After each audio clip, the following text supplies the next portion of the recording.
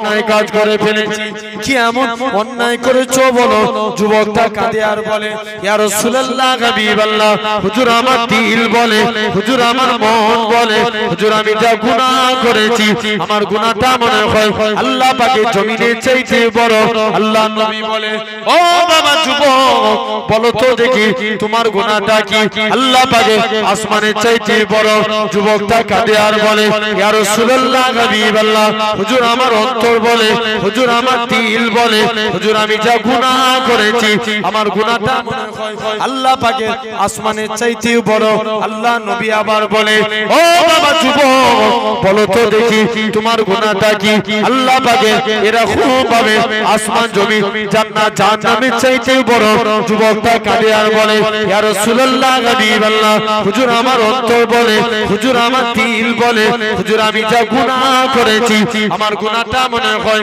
আল্লাহ পাকের জান্নাত জাহান্নামের চাইতে বড় আল্লাহ নবী বলে ওগো বাবা যুবক চারটে জিনিস মিলিয়ে দিলাম আসমান জমি জান্নাত জাহান্নাম এই চারটে মিলালে যত বড় হয় তোমার গুনাহটা কি তার থেকে বড় যুবকটা কাঁদে আর বলে ইয়া রাসূলুল্লাহ হাবিবাল্লাহ ইয়া রাসূলুল্লাহ হাবিবাল্লাহ হুজুর আমার অন্তর বলে হুজুর আমার দিল বলে হুজুর আমি যা গুনাহ করেছি আমার গুনাহটা মনে হয় আসমান জমি জান্নাত জাহান্নামের চাইতে বড় ও যুবকেরা আল্লাহ নবী কি জানিয়েছিলেন ও বাবা সাহাবী বলো তো দেখি তোমার গুনাহটা কি আল্লাহ পাকের এরকম ভাবে আরশে আজিমের চাইতে বড় যুবকটা কাঁদে আর বলে ইয়া রাসূলুল্লাহ হাবিবাল্লাহ হুজুর আমার দিল বলে হুজুর আমার মন বলে হুজুর আমি যা গুনাহ করেছি আমার গুনাহটা মনে হয় আসমান জমি জান্নাত জাহান্নামের চাইতে বড় আল্লাহ নবী কি বলেছিলেন ও বাবা যুবক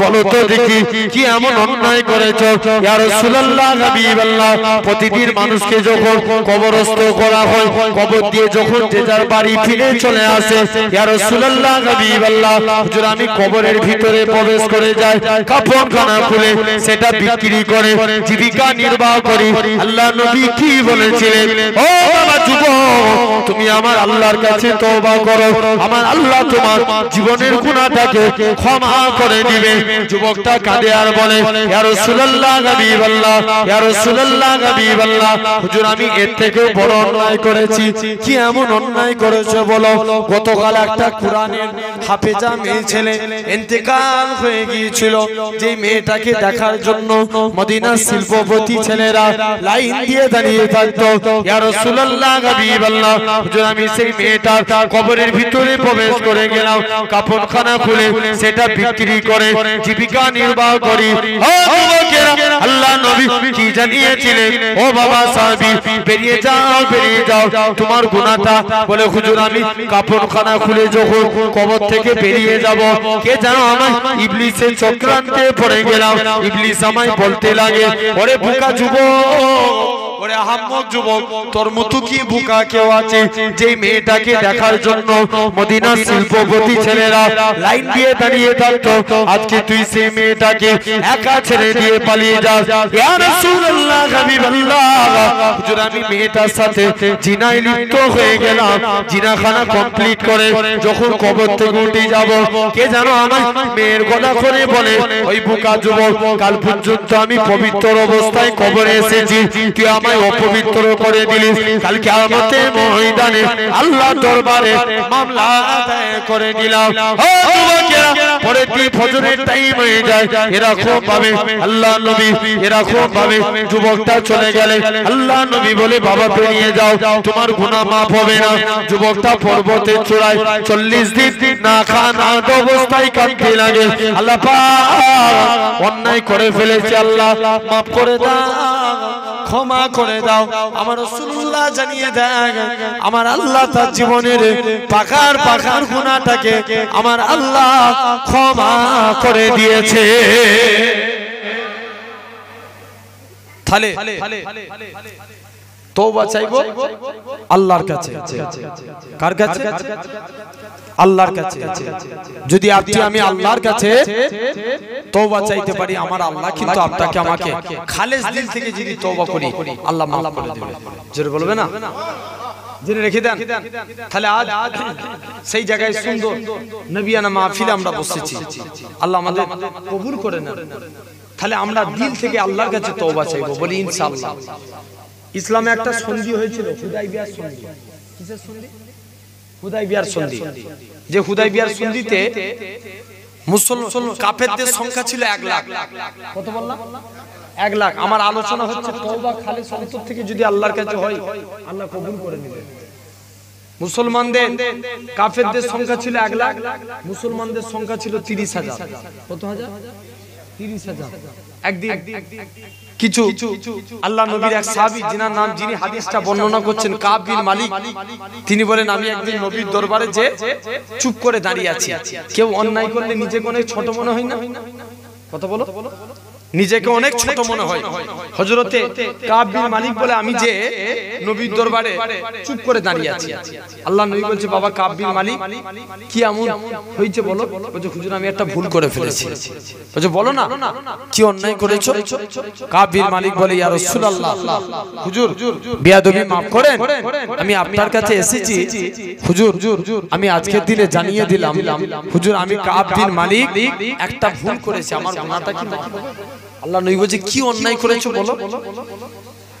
মুসলমান করে ছেলে মেয়েরা, আব্বারা, তরুণেরা, হে নবী প্রেমিকেরা, হযরত কাব বিন মালিক আল্লাহ নবীকে বলতে লাগে ইয়া রাসূলুল্লাহ হাবিবাল্লাহ, হুজুর আমি হুদাইবিয়া সন্ধিতে যাই না। আল্লাহ নবী কি বলেছিলেন? বাবা কাব বিন মালিক তুমি চলে যাও, চলে যাও। হযরত কাব বিন মালিক জোর করে কাঁদে, হুজুর যাওনি তো কি হয়েছে? আল্লাহ নবীকে বলে ইয়া রাসূলুল্লাহ হাবিবাল্লাহ, হুজুর আমি ইচ্ছা করলে যেতে পারতাম, কিন্তু আমি ইচ্ছা করে যাইনি। আল্লাহ নবী বলে বাবা তোমার সঙ্গে আর কে যায়নি? হুজুর হিলাল বিন উমাইয়া যায়নি, আর কে যায়নি? মুরারা ইবনে রাবিয়া যায়নি, আর কে যায়নি? হুজুর এই তিনজন যায়নি। আল্লাহ নবী রেগে গেলেন।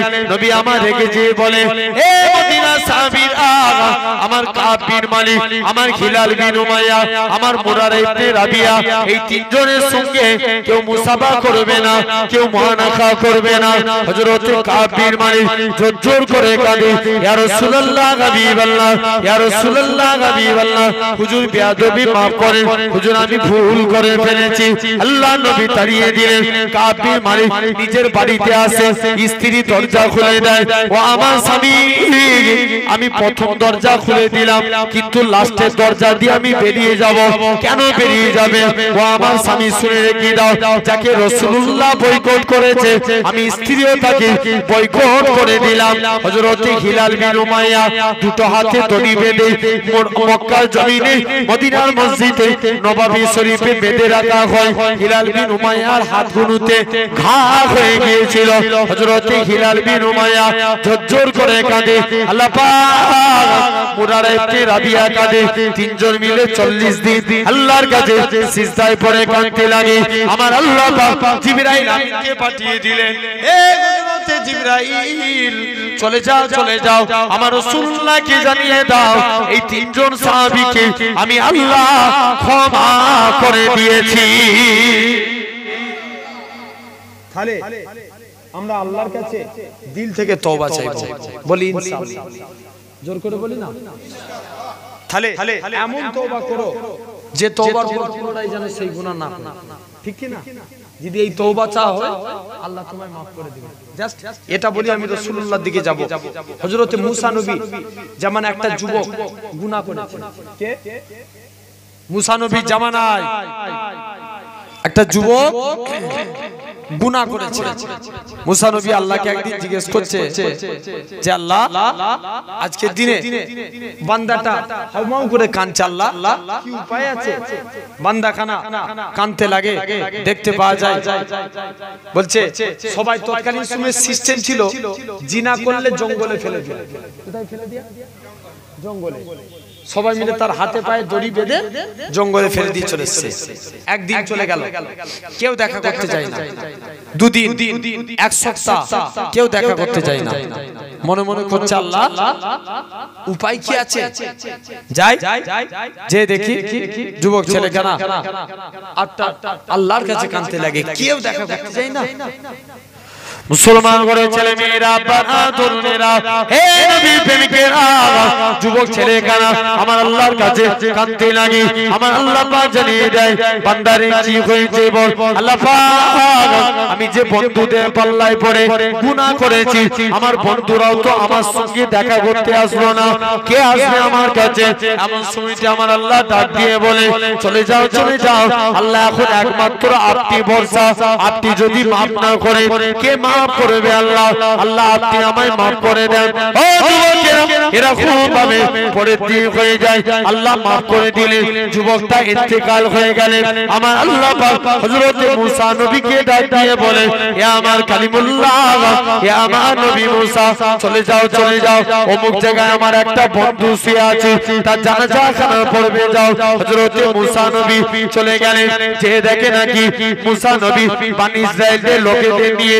জঙ্গলের দিকে চলে গেলেন বনি ইসরাইলের লোকেরা যুবকটাকে দেখে বলে হে হযরত নবী মুসা এটা কেমন করে আল্লাহর বন্ধু হতে পারে কি জিনা করেছিল বলে একে আমরা জঙ্গলে ফেলে দিয়েছি কি কেমন করে আল্লাহর বন্ধু হতে পারে হযরত মুসা নবী বলে হে হযরত মুসা নবী আমার আল্লাহর কাছে ফরিয়াদ করে আল্লাহ পাক বনি ইসরাইলের লোকেরা বলে ইনাকি জিনাকারী আর আপনি বলেন ইনাকি আপনার বন্ধু আল্লাহ এটা কেমন করে সম্ভব ও যুবকেরা আমার আল্লাহ ডাক দিয়ে বলে হে আমার কালিমুল্লাহ হে আমার নবী মুসা ওই বান্দাটা জিনা করেছিল ঠিকই কথা কিন্তু আমি আল্লাহ আমার কাছে তওবা চেয়ে নিয়েছি আমি আল্লাহ তার জীবনের পাকার গুনাহটাকে আমি আল্লাহ ক্ষমা করে দিয়েছি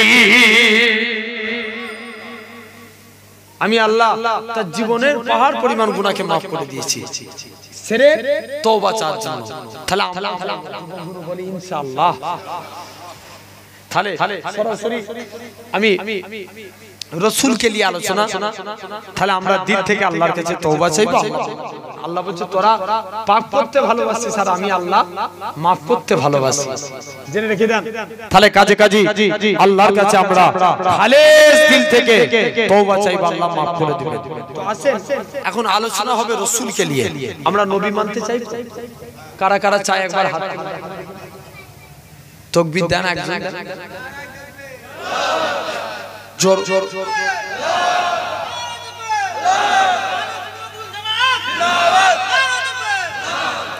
জেনে রেখে দেন তথাপিও আমার সোনার ভাইরা আল্লাহ পাক কবুল করে নেন আজ আপনাকে আমাকে ভালো লাগবে তাহলে আমরা মুস্তাফা জানে রহমতের আলহামদুলিল্লাহ সন্ধ্যে যখন উঠেছি একটা লোকই থাকে তবে একটা করে একজন দুজন করে মানুষের সদ্বুদ্ধি হচ্ছে এসে বসছে আল্লাহ চাইলে পারে আর হাতে 45 মিনিট সময় আছে আল্লাহ চাইলে পুরো ভর্তি করে দিতে পারে না পারে না জোর করে বলে লোক বসানোর মালিক কে আল্লাহ পকেটে হাত দিয়ে দাঁড়িয়ে থাকলে হবে নবীর মজলিসে এসে বসতে হবে যুবক তবে জানবে ইসলামের মহব্বত হবে ভুল বলছি না ঠিক বলছি এসে বসে যাও ওদেরকে ডাকলে আবার পালায় দেখবো তোরা কি করিস বসবে না দেরি থাকবে দেখেছো এসে বলেছি ওরা ডাকলে হে সাদা গেঞ্জি সরা কথা বললে শুনে নে একবার দরুদ শরীফ আল্লাহু আকবার বস করে